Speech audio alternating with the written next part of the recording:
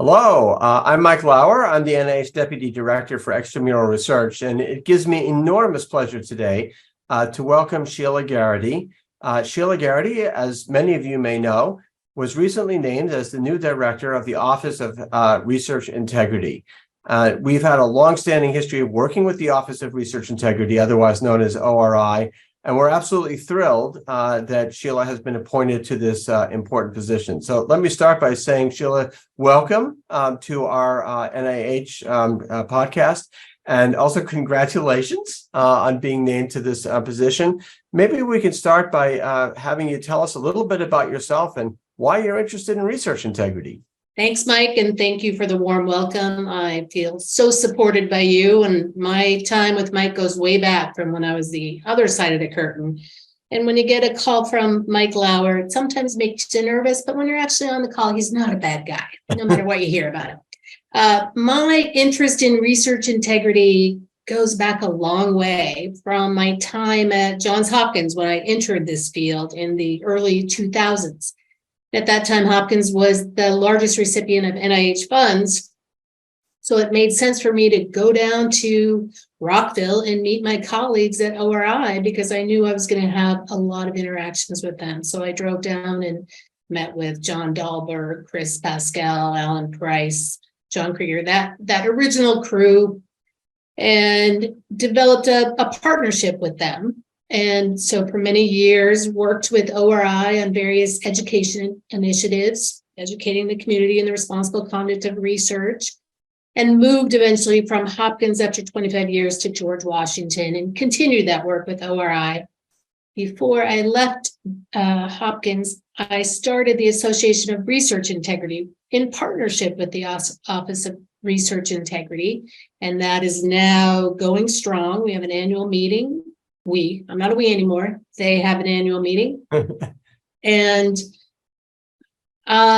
research integrity, we can't just put it in a little box. We have to incorporate it in our daily lives. I'm a cancer survivor. I've benefited from research that way. I used to be the managing editor of a biomedical journal.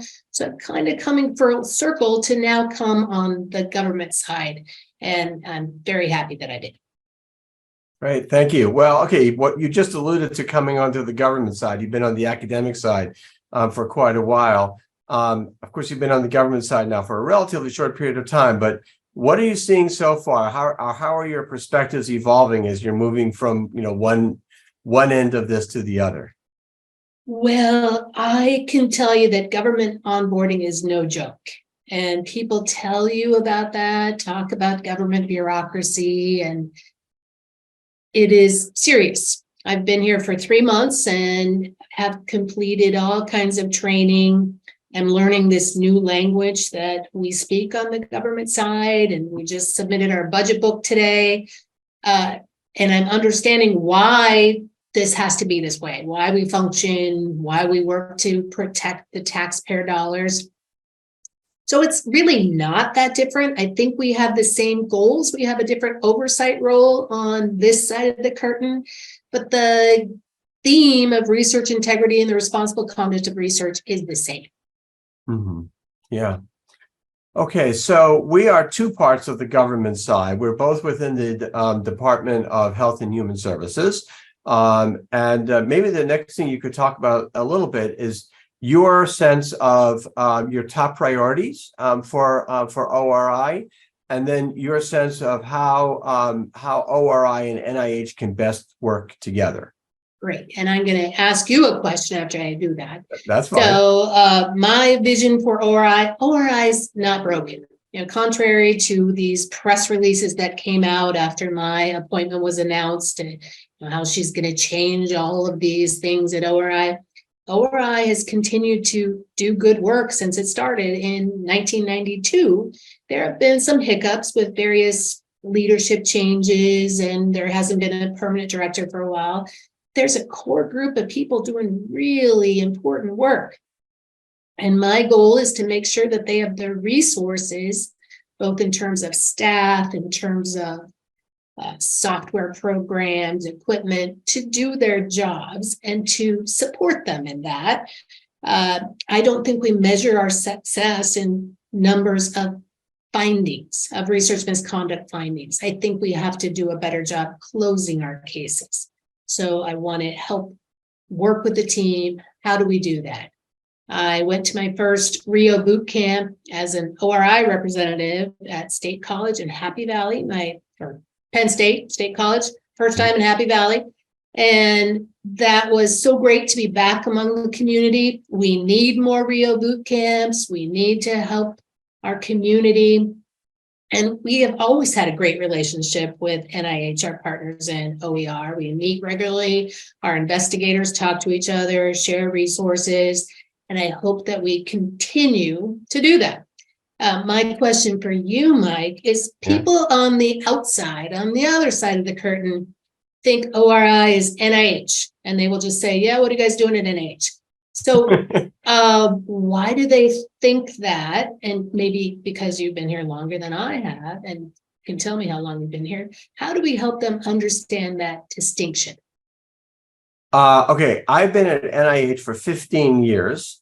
Maybe one way of thinking about this is shortly before I came to NIH, so I had already been hired and selected, and I came down here I was in Cleveland, so I came down to Washington for, I guess you could call it the beginning of orientation, beginning of onboarding. And I'm sitting with the chief of staff of the institute I was going to be part of. I was part of the National Heart, Lung, and Blood Institute. And she uses the term IC. She says, well, there are various ICs who go this way, there are ICs that go that way, and I had no clue what that meant. I said, what's an IC? So then she explained to me that an IC is an institute or center. So then I started to understand, so that means that NHLBI is like one of the institutes and centers of NIH. So even though I had been involved with grants, I had been on study sections, I had submitted grant applications, I didn't get that. I didn't know that until that point in time. Another thing I didn't know, for example, is that not all peer review at NIH happens through the Center of Scientific Review. About a quarter of peer review at NIH occurs through the individual ICs, institutes and centers. I just thought it was all one thing. And so I just didn't appreciate that. So I think part of this is, I guess you could call it inside baseball. If you're outside baseball, some of these distinctions are not clear. And so that's probably part of the reason why this is. Now, even having said that, we know from some of the questions that we get that there are people who do not realize that the executive branch of government and the legislative branch of government are not the same. Yes. And also that the federal government and the state governments are not the same. And that's part of why our system is in many respects both very effective and yet at the same time very frustrating. Is the fact that, what we learned in school about checks and balances, the fact that we are, separate units, this, assures that we're not going to get into a situation of abusive power and so forth. But at the same time, it can also cause a great deal of confusion, and I totally get that. And it makes me feel better that you didn't understand government speak when you started. And I had no clue. People tell me 18 months that I'll be speaking like a native. So I will watch for that. But another thing I think that distinguishes our offices, we in our investigations are talking about FFP, fabrication, falsification, plagiarism, where PHS funds are involved. Patricia Valdez in your office has a different role or a different universe that seems to be growing because it's complex. So tell our community that difference. Yeah, so we back in the old days being 7 or 8 years ago, we were typically seeing about 100 new allegations a year, maybe a little bit less. And the vast majority of them were FFP, fabrication, falsification, and plagiarism. Now, what has happened over the last few years is that NIH leadership has taken interest in other forms of professional misconduct. And perhaps the two that have gained or garnered the most amount of public attention are harassment, started with sexual harassment, and now that has brought now to all other kinds of harassment and hostile work environment. That has become a large part of our portfolio. It has even come to the point where we have new congressional authorities that we did not have even a few years ago. And then another big area has been foreign interference, although that is less of an issue now than it was a few years ago. Another big problem that we're working on is peer review. And peer review is an enormous undertaking. We review 80,000 applications a year. Vast majority of the time, everything goes just fine. Everybody does exactly what they're supposed to do, and more importantly, doesn't do what they're not supposed to do. But unfortunately, we have had some rather serious instances of peer review violations. And then there are a variety of other issues that we deal with. Some of them actually go so far as outright grant fraud. So we had a very recent case that became public of somebody who was using NIH grant funds to pay for vacations in the Caribbean. So that led to a Department of Justice settlement. So we get involved in those kinds of cases as well. So we have grown. We've gone from about 80 to 90 allegations a year, a little less than 100. We're now averaging about 500 new allegations a year. We have a number more staff. And by the way, it's not just that we're getting these other kinds of cases. We're now getting about 150 allegations of fabrication, falsification, and plagiarism every year. And I think part of this is because we have reminded institutions that they have an obligation to inform us when they are investigating possible classic research misconduct. They have to tell us about that. Not because a finding has been made, it may be a while before a finding has been made, but in our role as research stewards, we need to know what's going on, and we may need to make some adjustments accordingly so that we can ensure that taxpayer money is being appropriately spent. And that brings up a good point. I think people look at the ORI and say all we do is look at research misconduct cases from day up to day, sun up to sundown. We also have reporting requirements. Every year, institutions, research institutes that receive public health funding have to submit an assurance to indicate if they have any new cases of misconduct, is their policy up to date? And if it's not, as good stewards of the federal funding, we can put a red bar on some institution's ability to accept PHS funds, which gets people to conform right away. We have worked to review policies. We have almost 6,000 assurances, and people need to understand it's not just research institutes and universities in this country. We fund people all over the world.